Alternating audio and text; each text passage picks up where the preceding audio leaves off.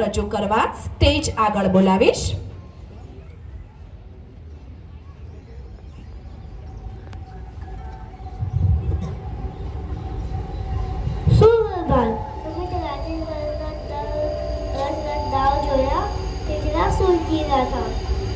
हाँ, बहुत सरस था.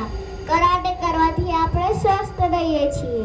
હા, તમે પણ બહુ જ સરસ રીતે દિવસ લાગી રહ્યા છો. શું તમે પણ તરાજે રહો છો?